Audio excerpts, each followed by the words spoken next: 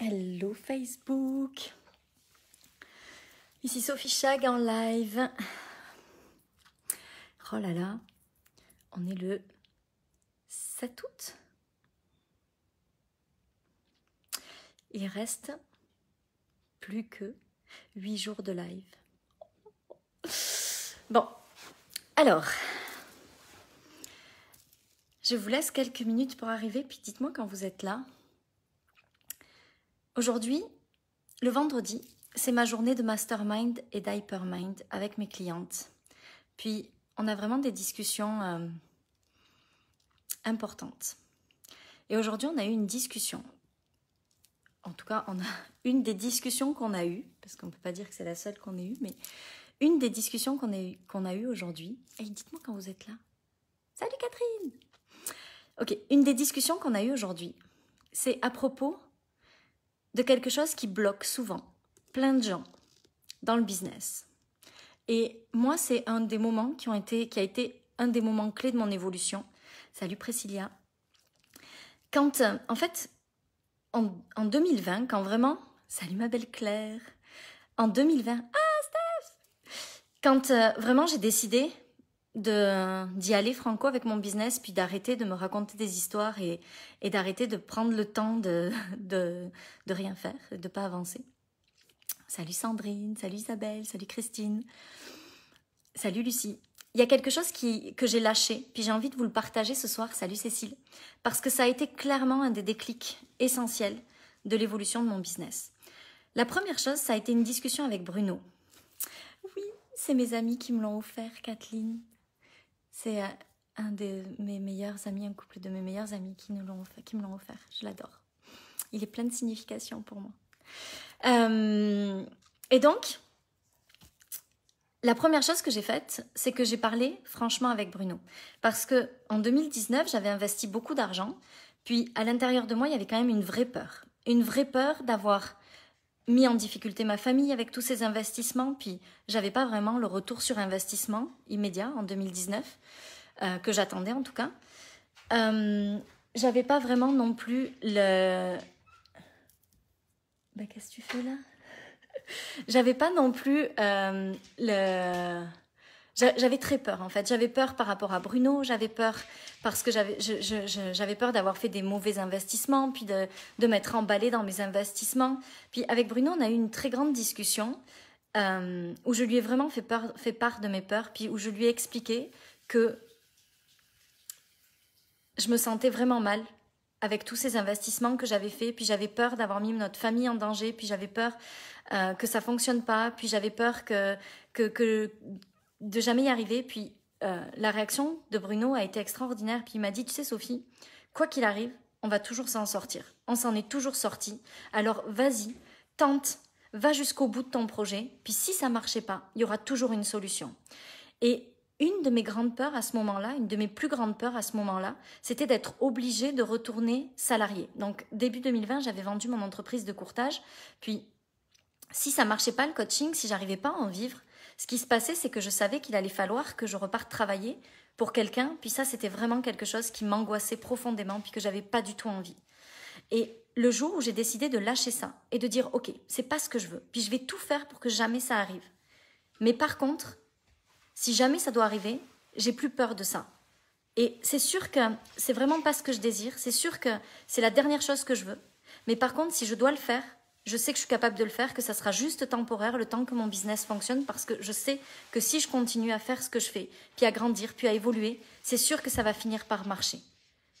Et à partir du moment où j'ai accepté que ma plus grande peur et le truc que vraiment je voulais pas, c'était comme paralysant pour moi. Je me disais, ah mon Dieu, je veux pas repartir. Puis je pensais tout le temps à ça. Puis j'étais comme complètement paralysée à l'idée de si je devais repartir travailler. Et en fait, le fait de penser à ça et de ressentir ça, ça me bloquait totalement dans mon business. Et à partir du moment où j'ai accepté que j'étais capable de faire ça, même si c'était pas ce que je voulais, même si évidemment c'était la dernière chose que je désirais, mais le jour où j'ai lâché cette peur totalement et où j'ai accepté que si je devais passer par là, je le ferais.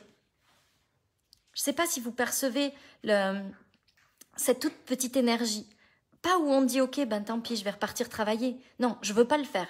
Je veux pas y aller. C'est pas ce que je veux et je vais tout faire pour jamais y aller. Mais par contre, si je dois le faire, j'ai plus peur de ça. C'est plus comme, non, je veux pas ça, je veux pas ça, je veux pas ça. Et je vous promets que c'est quelque chose qui a énormément changé ma vibe, mon énergie. Parce que dites-vous bien que tout ce que vous ressentez, les gens, quand vous parlez, ils le ressentent. Et si à l'intérieur de vous, il y a ne serait-ce qu'un tout petit doute, une toute petite peur comme ça, qui est comme paralysante, c'est sûr que les gens sentent ça, puis c'est impossible de vendre dans une vibe comme ça. C'est impossible que votre business fonctionne si vous avez cette peur-là au ventre. Mais le jour où vous acceptez que si vous devez le faire, c'est pas un drame, et que vous gardez en tête que c'est pas ce que vous voulez, et que vous allez tout faire pour que ça fonctionne. Salut maman, salut Charlotte, salut Sabine, salut Stéphanie. Le jour où vous lâchez ça, il y a quelque chose d'extraordinaire qui se crée dans votre énergie. Il y a une vraie vibe qui change. Alors, je ne sais pas où vous en êtes dans votre business. Je ne sais pas si vous êtes déjà en train d'avoir du succès ou pas encore autant que vous le désirez. Je ne sais pas si vous en vivez autant que vous aimeriez en vivre et si vous allez pouvoir tenir de cette façon-là très longtemps. Mais peut-être qu'il y a une ou deux personnes à qui ça va parler et qui vont pouvoir lâcher ça. Et je vous assure que le jour où vous allez lâcher ça, tout va changer. Parce que tous les gens que je connais, puis qui ont cette peur-là, et qui sont comme, oh mon Dieu, si jamais j'ai plus d'argent pour faire ça, puis si jamais j'ai plus d'argent pour faire ça, et que je dois repartir travailler dans un boulot que je déteste, et si c'est impossible, tant que vous avez cette peur au ventre, et que vous acceptez pas que vous serez en mesure de faire ça si vraiment la solution, c'était ça. Tant que vous acceptez pas ça, vous allez être bloqué. Tant que vous lâchez pas ça, vous allez être bloqué. Et je vous promets que quand vous allez vous dire, ok, ben s'il faut le faire, je le ferai, mais je vais tout faire pour pas le faire. Je vais tout faire pour pas avoir à faire ça dans ma vie. Je vais tout faire pour pas avoir à choisir cette option-là. Mais si je dois le faire, j'ai pas peur de ça. Si je dois le faire, je le ferai. C'est pas grave. Ça sera pas un échec. Ça voudra rien dire à propos de moi. Parce qu'il y a ça aussi. Souvent, on a peur de faire ça parce que non seulement on n'a pas envie de repartir travailler pour quelqu'un quand on a travaillé pour soi, mais en plus de ça, on le vit comme un échec, on le vit comme quelque chose qui diminue notre valeur, alors que ça n'a rien à voir avec ça. Le business, parfois ça fonctionne très vite, puis parfois ça fonctionne moins vite. Parfois ça va très vite, puis parfois ça fonctionne moins vite. C'est comme ça. Mais si on décide que ça va fonctionner, ça fonctionnera. Et si on enlève cette peur-là, on se libère d'un poids énorme.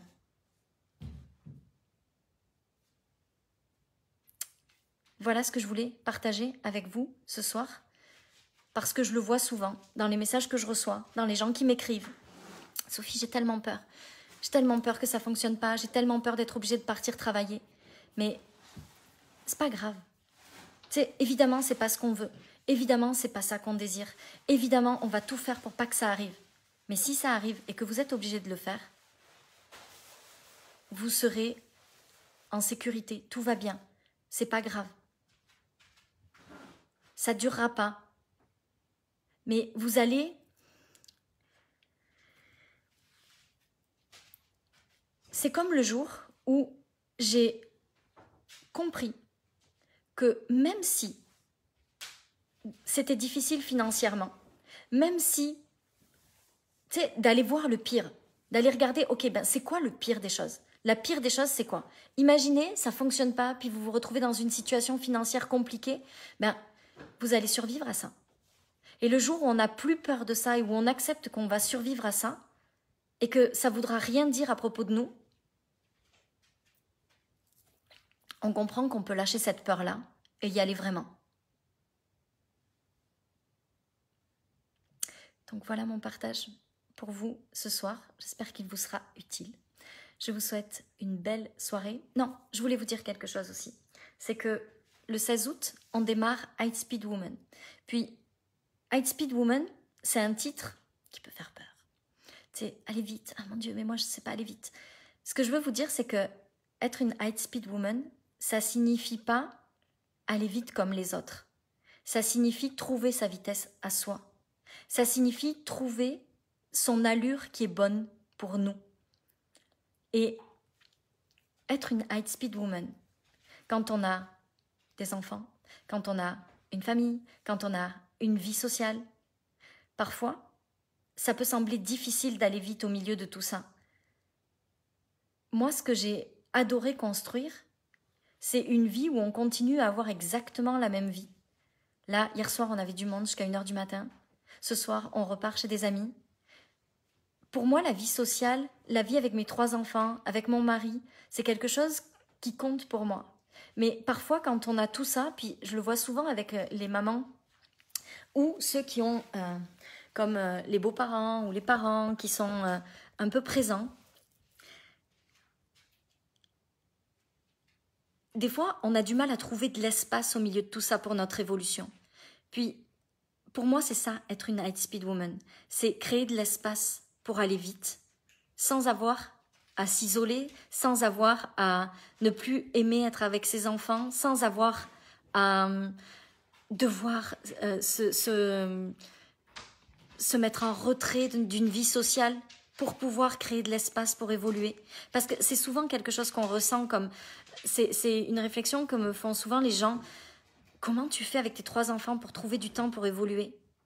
Ben c'est ça qu'on va voir dans High Speed Woman. Puis, il y a des gens aussi qui me disent souvent, mais tu sais, moi, c'est facile quand je suis dans mon rythme. Mais par exemple, l'été, pour moi, c'est difficile parce qu'on est tout le temps sollicité, on a toujours du monde autour. Et puis, je ne sais pas comment faire dans ces moments-là pour garder cette évolution. Puis, c'est ça aussi qu'on va voir dans High Speed Woman. Parce que, pour moi, il n'a jamais été question d'évoluer au détriment d'autres choses. Tu sais, moi, dans la vie, je veux tout. Je veux mes amis, je veux ma famille, je veux du temps pour moi, je veux que mon business grandisse. Je veux pas avoir à choisir entre tout ça. Puis, être une high speed woman, c'est arriver à se faufiler dans tout ça en prenant le temps d'aller vite dans notre vitesse à nous. Claire, elle dit, c'est comme se jeter de l'avion en mode commando et qu'on s'aperçoit que le parachute, on ne sait pas l'ouvrir. Tu dis ça pour la vitesse, Claire, c'est ça? Oui, moi aussi, j'ai tellement hâte, Charlotte. Mais voilà, je voulais partager ça avec vous parce que High Speed Woman, c'est un nom un peu énergie masculine, on va aller vite. Mais en fait, c'est tellement plus grand que ça. Puis ceux qui savent, ceux qui me connaissent, ceux qui suivent mes programmes, ils savent que derrière les mots, il y a souvent une énergie plus forte que les mots. Et c'est vraiment trouver sa vitesse à soi. C'est aller à sa propre vitesse. Puis on n'a pas tous la même vitesse, mais pour certains, aller vite, c'est tout exploser en quelques semaines. Puis pour d'autres, aller vite, c'est grandir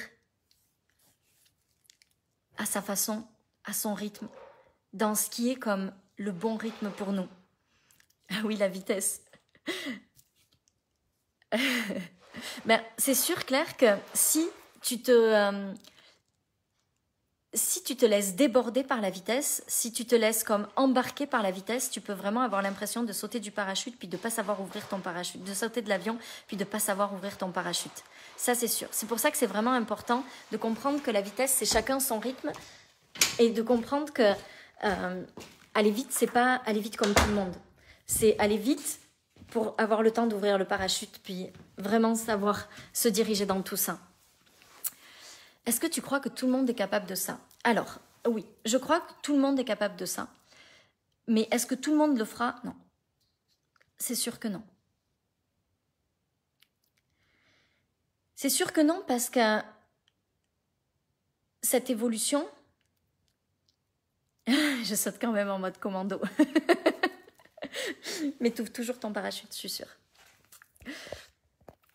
En fait, tout le monde ne le fera pas parce que se diriger dans cette vitesse-là, à sa vitesse, à soi, mais dans sa vitesse d'évolution comme la bonne pour nous, ça demande beaucoup de puissance. Puis, la vraie chose, c'est que dans notre monde, on ne nous apprend pas à être puissant. La vraie chose, c'est que dans notre monde, on ne nous apprend pas ce que c'est que la puissance. Et la puissance, c'est le courage et la volonté. Peu importe les circonstances. Puis, dans High Speed Woman, ce qu'on va voir aussi,